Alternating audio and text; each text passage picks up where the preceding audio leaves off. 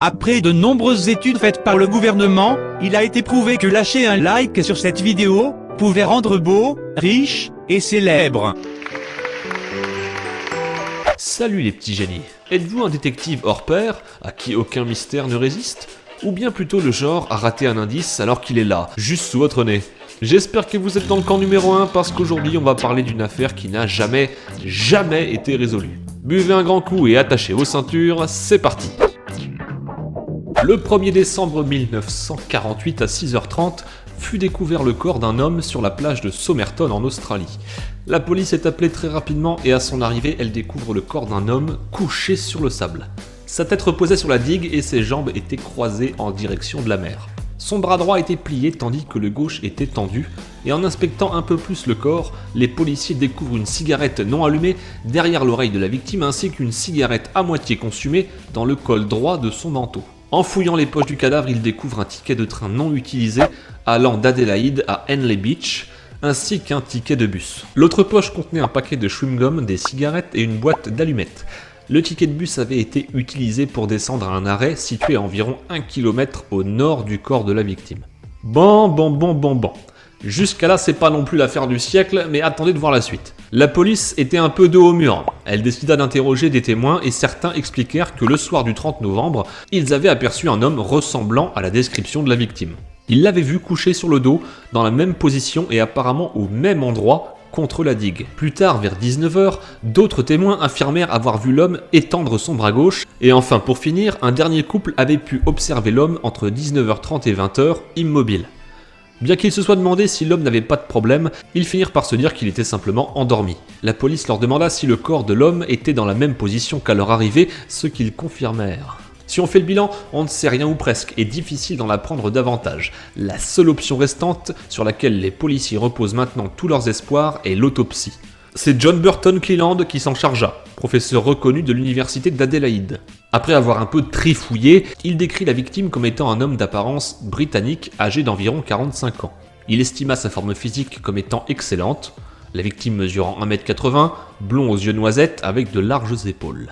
Ses mains et ongles ne montraient aucun signe de travail manuel récent et ses petits et grands orteils étaient taillés en biseau, ce qui était le cas des danseurs ou des personnes portant des bottes à bout pointu. Ses habits étaient de bonne qualité et, chose étonnante, la journée avait été particulièrement chaude et la soirée très douce.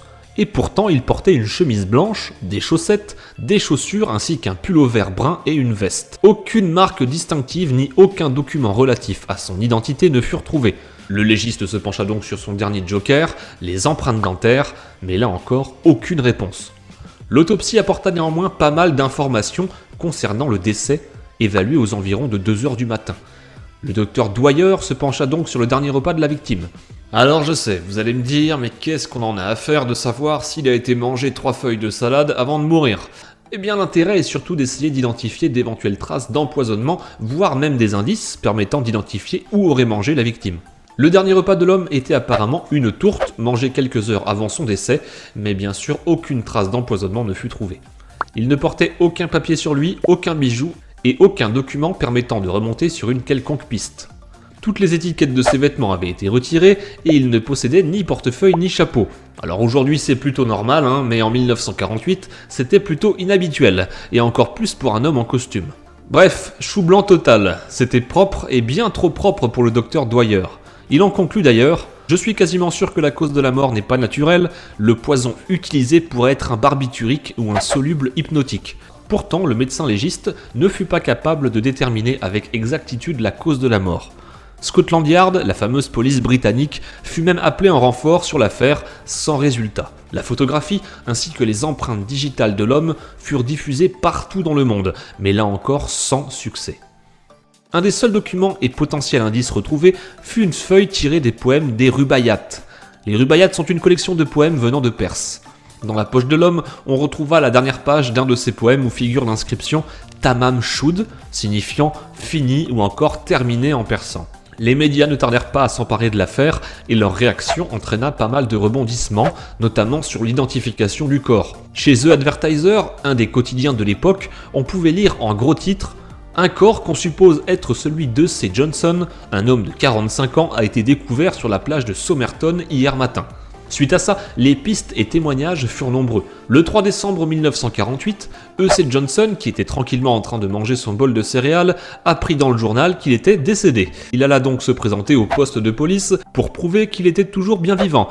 Ça fait toujours plaisir. Le même jour, un autre journal, The News, publia une photographie du corps en première page, ce qui entraîna une nouvelle vague d'appels auprès de la police. Un jour plus tard, la police annonça que les empreintes de l'homme ne figuraient pas dans leur fichier. Dans les jours qui suivront, The Advertiser fera fuiter le fait que la police recherche un homme dans les dossiers de l'armée. L'homme aurait été vu en train de boire un verre quelques jours avant l'incident, à un hôtel, et il aurait alors montré une carte de pension militaire. Malheureusement, cette piste n'aboutira pas non plus.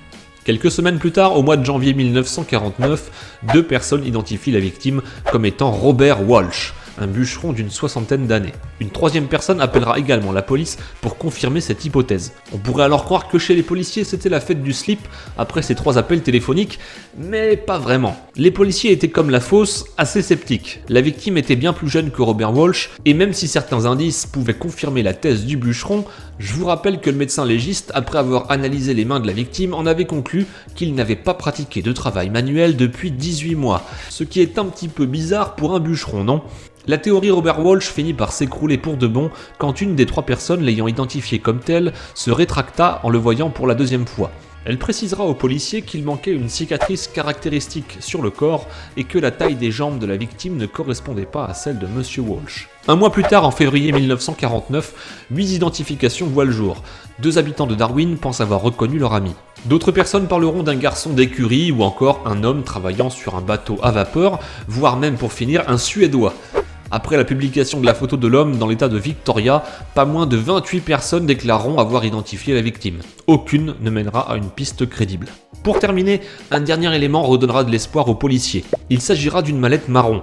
C'est le personnel de la gare ferroviaire d'Adélaïde qui la découvrira quelques jours plus tard. Dans la mallette, les policiers découvriront plusieurs affaires. Chaussettes, pantalons, mais également des objets étranges, comme un couteau de table taillé pour en faire un instrument tranchant, ainsi qu'une paire de ciseaux aux pointes aiguisées. La mallette contenait également un carton de fil ciré orange de la marque Barbour. Ce type de fil très rare en Australie avait été utilisé pour reprendre les doublures des poches de la victime. Là encore, toutes les marques d'identification sur les vêtements avaient été retirées, mais la police trouvera le nom Tikin inscrit sur une des cravates. Cette piste ne mènera à rien, l'inscription Tikin étant la seule étiquette qu'il était impossible d'enlever sans abîmer le vêtement. La piste se tournera plus tard sur un marin du nom de Tommy Reed. Son bateau, le SS Clyde, était à quai pendant cette période. Malheureusement, les compagnons de bord de Tommy examinèrent le corps à la morgue et ils furent catégoriques, il ne s'agissait pas du corps de leur ami. La police étant dos au mur, le médecin légiste Thomas Erskine Cleland décida de travailler en binôme avec son cousin, John Burton Cleland, qui réexamina le corps et les vêtements de la victime. Il fit plusieurs découvertes intéressantes. Premièrement, les chaussures de l'homme étaient incroyablement propres et vernies, chose assez improbable pour quelqu'un ayant marché dans le sable dernièrement. Cela confirmait sa théorie, selon laquelle le corps de l'homme aurait été placé sur la plage après sa mort. Thomas Cleland, son cousin, était d'accord avec cette idée, même si pour lui il restait quelques détails troublants. Rappelez-vous, la plupart des témoins avaient aperçu l'homme ce soir-là, et ils assuraient tous qu'il s'agissait définitivement de la même personne. Cedric Stanton Hick, un professeur en physiologie et pharmacologie, fut appelé en renfort sur cette enquête. Il expliqua aux 2 médecins légistes qu'un certain type de drogue pouvait être extrêmement toxique, même dans de très petites quantités. Elles étaient d'ailleurs presque impossibles à détecter, et ça même quand le médecin légiste savait où chercher. Le nom de ce type de drogue ne fut pas révélé au public avant les années 80, car il était alors très facile de s'en procurer dans le commerce. C'est donc bien plus tard qu'on apprendra le nom des drogues qui auraient sans doute été à l'origine de la mort du mystérieux inconnu. Il s'agissait de la digitaline et de l'ouabin. Seul problème concernant cette théorie, l'homme aurait dû avoir des traces de vomissures qui sont presque inévitables avec ce genre de poison.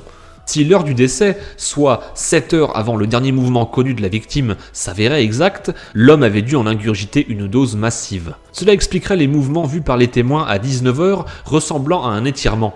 Il s'agirait en fait des dernières convulsions précédant la mort. Après plusieurs mois d'enquête, le manque d'indices et l'impossibilité d'identifier le corps de la victime, la police dut se résoudre à déclarer qu'il s'agissait d'un mystère sans équivalent. À ce jour, ce potentiel crime n'est toujours pas résolu.